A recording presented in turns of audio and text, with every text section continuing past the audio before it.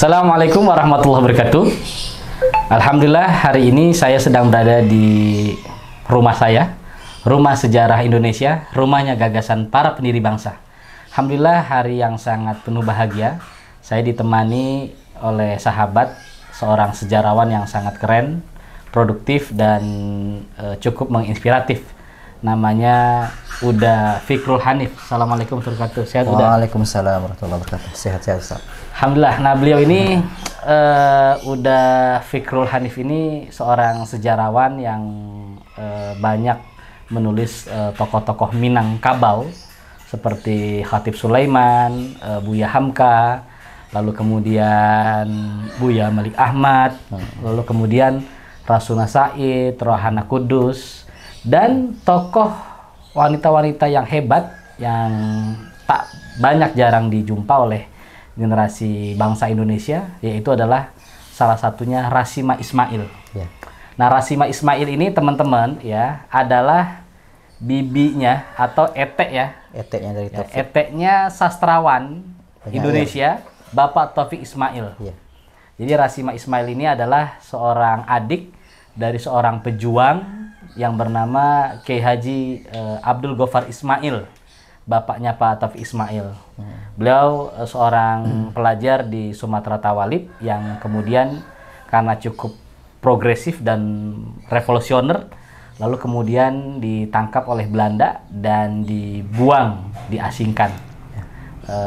Banyak sekali nanti kita akan kulik dari seorang sahabat Uda Fikrul ini, sejarawan yang luar biasa, dan teman-teman pasti ketika membicarakan pergerakan Islam di Minangkabau ya akan menemukan karya-karya Uda Fikrul. Jadi rasanya akan garing ya, itu nggak membaca buku-buku beliau ketika memasuki pemikiran alam di Minangkabau. Sehat selalu Uda ya? Alhamdulillah sehat Ustaz. Udah bisa bicarakan tentang sosok Rasima Ismail ini dah. Ya. Sosok yang luar biasa. Oke. Terima kasih Ustaz. Jadi Rasima Ismail ini adalah anak kedua dari pasangan Kari ayahnya, kemudian ibunya bernama Halimatus Sa'diyah. Jadi dia terlahir di Jambu Air, Fort de Kock ya. Kalau sekarang kita mengenalnya sebagai Kota Bukit Tinggi. Iya. Jadi kakaknya itu bernama Abdul Ghaffar Ismail, yang merupakan ayah kandung dari penyair sastrawan Taufik Ismail. Waktu itu perempuan di Minangkabau itu memang agak dipandang kelas middle atau lower class lah. Nah, karena memang mereka dibatasi ruang geraknya oleh adat sendiri. Adatnya. Karena mereka itu dianggap sebagai limpapeh rumah dan gadang gitu. Karena mereka dianggap sebagai tonggak tuwo ya, yang menjadi kebesaran dari struktur dari rumah gadang itu sendiri. Rasima Ismail ini disekolahkan oleh ayahnya Kari ini ke Folk School yang ada di Bukit Tinggi di Fort de Kock. Kemudian setelah ia menyelesaikan sekolahnya, ia kemudian dikirim ya, belajar di Madrasatul Lil Banat ya. Kulitul Banat. Ya. Atau Putri yang Diniyah. arti ini kita kenal sebagai Diniyah Putri Padang Panjang. Putri Padang Panjang ya. Di sana dia banyak bertemu dengan guru-gurunya, ada Kak Amah atau Rahma Indonesia. Kemudian juga bertemu dengan guru politiknya yang bernama Rasuna Said. Rasuna Said memang waktu itu memang sedang mencuat namanya karena dia salah seorang guru di sana, dan juga dia di sela-sela pelajaran juga dia mengajarkan persoalan-persoalan politik, menanamkan kesadaran politik kepada pelajar-pelajar putri ini pelajar-pelajar putri itu. Nah, dia memang tertarik ya, dia tertarik dengan bagaimana gaya dari Rasuna Said itu. Setelah menyelesaikan pelajarannya di dunia, dia kembali ke kampung halamannya, ke Jambu Air, dan kemudian dia mendirikan sekolah juga. Masya Allah. Nama sekolahnya juga Sekolah Diniyah, bersama dengan seorang alumni lainnya yang bernama Fatimah Hatta.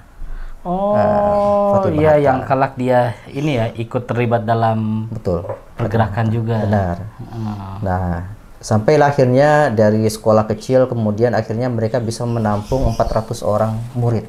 Pada saat itu. Iya, itu Allahu luar Akbar. biasa, luar biasa waktu itu.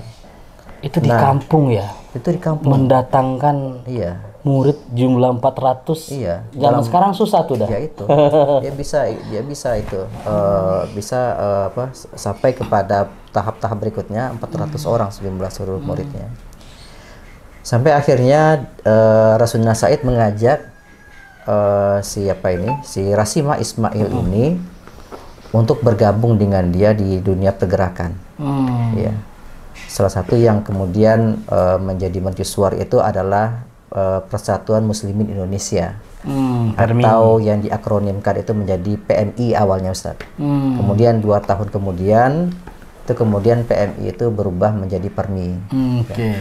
Ada beberapa tokoh lah yang waktu itu terlibat, ada Ilyas Yaqub, kemudian ada Mukhtar Lutfi, ada Jalaluddin Taib, ada Mukhtar Yahya misalnya. Kemudian di barisan perempuannya juga ada. Barisan perempuan termasuk itu yang Ilyas Yaqub itu ya. Ya, masuk yang barisan perempuannya itu salah satu leadernya itu adalah Rasulullah Said. Kemudian ada Ratna Sari yang kemudian bergabung di Masyumi. Oh, dia Ratna Sari itu orang Minang. Ya, betul. Ya, orang Minang. Kemudian ada Fatimah Hatta juga, dan termasuk juga ibu dari Taufik Ismail sendiri. Bu Tinur, ya. Ustazah Tinur. Ya. Nah, kemudian mereka bergeraklah bersama PERMI. PERMI ini adalah, kita menganggapnya kalau di Minang itu menyebutnya sebagai partai lokal. Walaupun pemerintah kolonial Belanda itu tidak mengakui berdirinya partai di bumi Nusantara itu. Mereka tidak mengakui adanya partai, mereka hanya mengakuinya sebagai organisasi pergerakan. Uniknya, kalau organisasi pergerakan itu biasanya kan hanya satu ideologi saja. Tapi yang ini dalam perjalanan PERMI ini ya, PMI ini, mereka itu dari awal itu menegaskan ideologi mereka itu adalah Islam kebangsaan. Ada Islam, ada kebangsaan. Jadi mereka memadukan antara dua hal yang menurut tokoh-tokoh pergerakan itu satu hal yang tidak mungkin gitu. Tidak hal yang mungkin karena mereka menganggap ini saling bertolak belakang. Tapi bagi PERMI ini bisa mereka gabungkan, mereka bisa sandingkan menjadi satu warna gitu. Dan sampailah kemudian pergerakan PERMI ini kemudian meluas masif di seluruh Sumatera Barat masa itu, Ustaz. Ada hal yang menarik ketika pemerintah kolonial Belanda itu mengeluarkan beberapa kebijakan terkait dengan pendidikan. Misalnya ordonansi sekolah liar, kemudian ordonansi guru itu. Dan itu sangat menyakitkan bagi sekolah-sekolah Islam swasta, sekolah Islam partikuler. Itu yang dibatasi ruang geraknya oleh pemerintah kolonial Belanda. Termasuk sekolahnya Rasimah ini? Termasuk itu. Karena memang pemerintah kolonial Belanda itu sudah merasa sekolah Islam ini sudah menjadi saingan mereka. Karena hampir rata kalangan masyarakat middle class ya itu menyekolahkan anaknya, lebih memilih menyekolahkan anaknya itu ke sekolah-sekolah seperti ini. Nah, dan memang dalam perjalanan berikutnya seperti beberapa undang-undang ya yang kita sebutkan tadi itu memang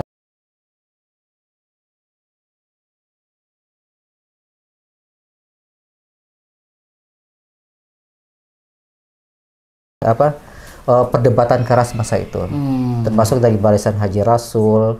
Nah, dari barisan perempuan yang menentang dua ordonansi ini adalah Rasulullah Said dan Rasimah Ismail. Itu yang sering nama mereka itu terblow up di beberapa surat kabar keluar kolonial Belanda. Apa ada di Sumatera Bode, Sumatera Pos, kemudian koran-koran lokal saat itu ya, koran Delhi dan lain sebagainya ya. Jadi hampir rata itu mereka menampilkan suasana seperti itu. Nah, ini kan luar biasa nih. Orang tahunya selama ini Rasulullah Said. Ya. Bahkan saya pernah buat sebuah survei kecil-kecilan. Saya tanya ke anak-anak di kota Jakarta itu, siapa yang kenal Rasulullah Said? Karena namanya itu kan diabadikan di Jalan Kuningan kan. HR Rasulullah Said. Itu luar biasa, banyak sekali anak-anak muda kita yang taunya itu, dan ini cukup menyedihkan sebenarnya. mereka mengatakan Rasuna Said itu laki, padahal perempuan. Iya betul. Namanya aja kan HR itu kan Hajah Rangkayo kan. Iya. Hajah Rangkayo Rasuna Said. Artinya ini menandakan lemahnya pengajaran sejarah di bangsa kita. Betul. Ya. Betul. Rasuna Said yang namanya saja besar, dijadikan sebagai jalan yang besar di kota besar. Anak muda kita nggak tahu. Jangankan anak muda kita, para pemimpin politik kita juga nggak tahu ya. Betul, betul, betul. Apalagi Rasima Ismail ini. Benar, ya kan? benar. Apa sih yang melatar belakangi Uda mengkaji tokoh-tokoh Minang ini, wabil khusus yang memang dalam sejarahnya ternyata bukan hanya tokoh-tokoh laki saja punya peran. Iya. Produktif sekali dia nulis kan. Betul. Di majalah Masyumi, di orang Jawa kan. Ternyata orang Minang. Orang Minang. Ya lagi-lagi ketemunya saya sama orang Minang lagi gitu. Lalu Fatima, lalu kemudian Ustazah Tinur kan, istrinya Pak Gofar Ismail, lalu termasuk Rasimah ini ya. Benar. Nah, termasuk Rohana Kudus kalau kita kaji lagi kan. Betul. Termasuk ada Rahma Elinusiasi. Nah, apa motivasi besar perempuan di Minang itu punya peran di dunia publik untuk bergerak di kebangsaan dan keumatan? Baik, terima kasih Ustaz. Jadi begini ya, perempuan Minang itu sebelum masuk ke dunia pergerakan mereka memang agak tertutupi perannya oleh laki-laki. Ya, karena mereka memang tidak terblow up ya, karena mereka juga tidak tercerahkan oleh pendidikan.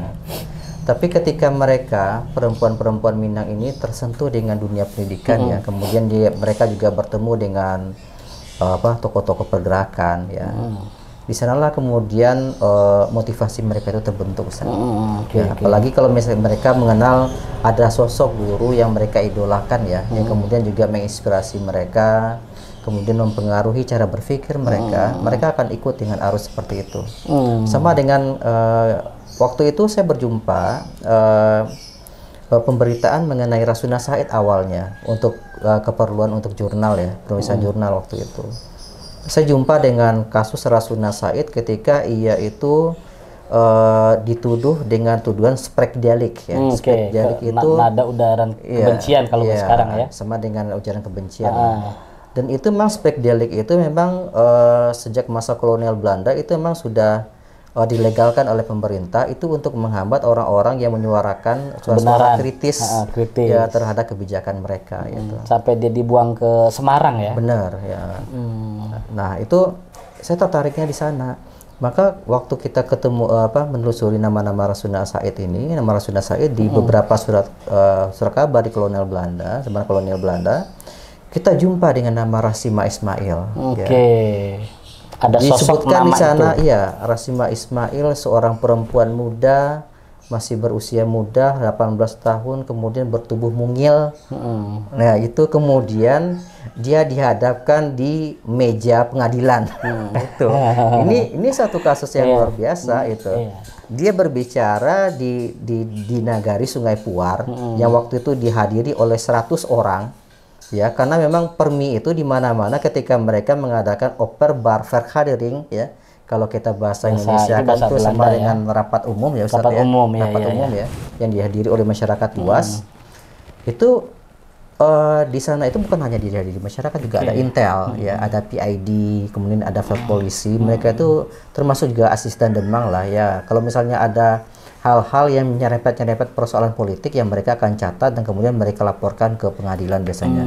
Nah, itu yang buntut-buntut ya, yang kemudian akhirnya menyebabkan Rasima Ismail ini kemudian dipanggil ya oleh Landrat Bukit Tinggi Fort de Kock waktu itu.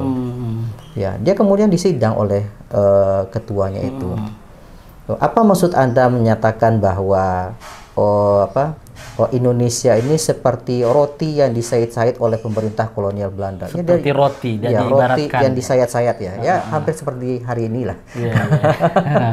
Jadi dia ingin menegaskan kenapa kok dia sampai selancang itu ngomong itu. Akhirnya disampaikan oleh Rasima. Anda tahu bahwa ini bukan tanah Anda itu. Kami hidup di tanah kami sendiri, sementara Anda menumpang di sini, kemudian Anda mengatur kehidupan perekonomian kami gitu. Allah Akbar, keren banget itu. Kemudian juga kami sudahlah kami diperlakukan seperti itu. Kemudian kami juga dibebani oleh pajak. Pajak yang sangat memberatkan dulu yang membuat miskin secara struktur, memiskinkan masyarakat secara struktural. Dan dia menyebutkan bahwa ini yang kemudian membuat kami semakin menderita. Gitu. Nah, bahkan di dalam pledoinya itu juga Rasimah menegaskan perlu tuan-tuan tahu ya, kata dia, bahwa untuk mencapai Indonesia merdeka, saya juga sanggup mengorbankan jiwa raga saya, katanya. Masya Allah. Ya, itu yang dikatakan oleh Rasimah di persidangan itu. Di dalam persidangan itu. Sebelum keluarnya untuk hukumannya ini, keputusan hukumnya ini, maka waktu itu para pengunjung selesai persidangan itu langsung mengerubuti Rasimah Ismail ini. Para pengunjung itu kemudian menyalami dia dan kemudian mengarak dia keliling for the cock itu untuk show force. For the cock itu Bukit Tinggi sekarang tuh ya. Iya, untuk menunjukkan kekuatan dari pribumi itu, menegaskan kepada pemerintah kolonial Belanda bahwa kami nggak takut kok. Nah, ini bukan anak sembarangan sekarang gitu kan, bukan anak baru kemarin gitu. Nah, udah Fikrul, ini kan menarik, artinya ada dua message pesan ya. Yang pertama adalah perempuan-perempuan di Minang ini dengan keilmuan yang mereka miliki dan mereka sebagai seorang yang lahir dari didikan keagamaan surau yang cukup kuat, tentu mereka kan punya batas-batas ya sebagai seorang wanita yang mempunyai fitrah dan kudroh yang telah Allah tentukan gitu kan. Berbeda dengan di dunia barat yang emansipasi terlalu yang kemudian di luar batas-batas kudrohnya. Nah, ini kan kalau kita lihat tokoh-tokoh seperti Rasimah Ismail, Rasuna Said, Rama El Yunusia, Rohana Kudus, Ustazah Tinur, termasuk nanti kita juga akan bedah Siti Raham kan, istrinya Buya Hamka. Mereka tetap menjadi seorang wanita, mereka tetap menjadi seorang istri kan, mereka tetap menjadi seorang ibu untuk anaknya, istri untuk suaminya, dan mereka bisa menjadi seorang aktivis publik gitu. Nah, itu hebatnya luar biasa. Sedangkan kalau kita baca suratnya Kartini dengan Nyonya Stella dan Nyonya Abendano itu kan Kartini menggambarkan sosok wanita di kampungnya itu, di Jawa itu sebagai wanita istri simpanan raja, lalu kemudian tidak bisa baca.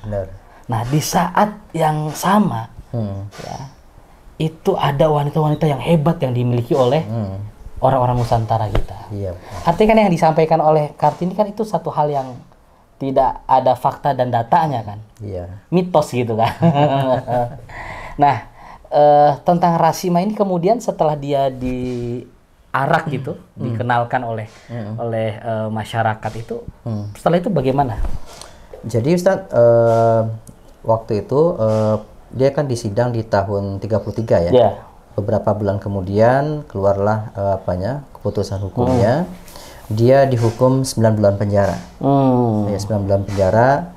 Sementara juga hampir sama juga dengan apa yang dialami oleh Rasuna Said juga.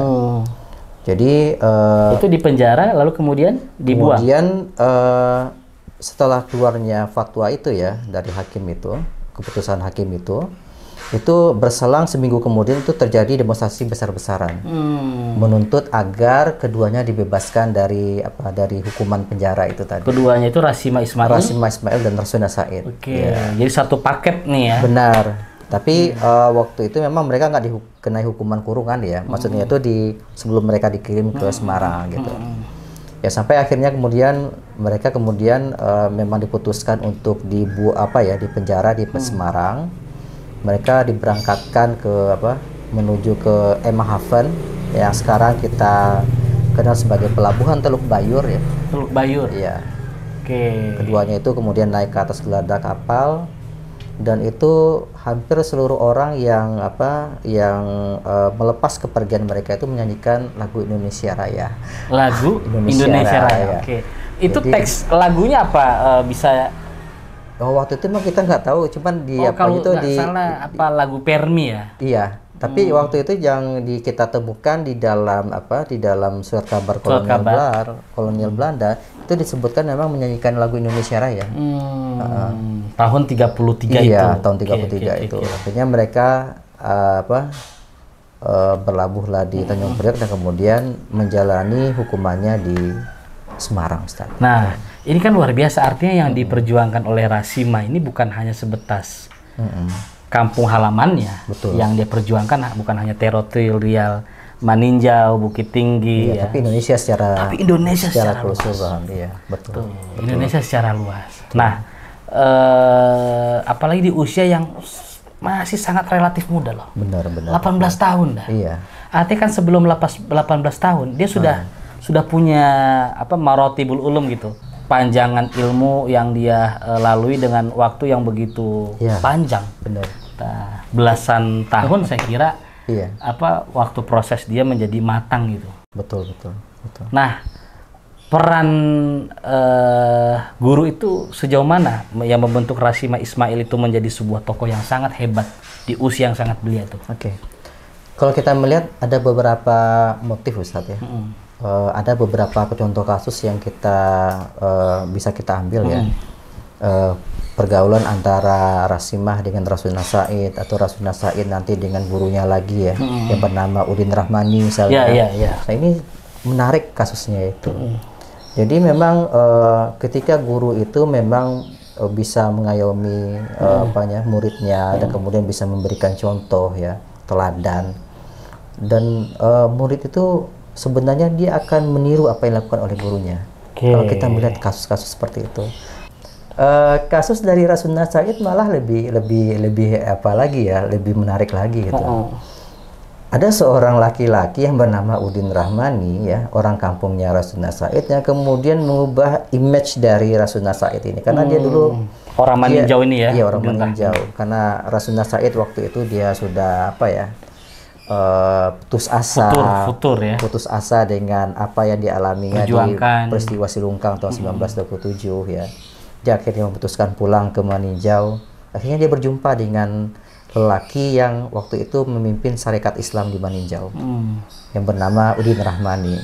Dialah yang kemudian menjadi guru politiknya, mentor politiknya Rasuna Said, yang akhirnya sampai akhir hayatnya diakui oleh Rasuna dialah merupakan guru politik dia. Ya. Dia kemudian mengubah cara berpikir Rasuna yang awalnya kiri menjadi kanan, ya.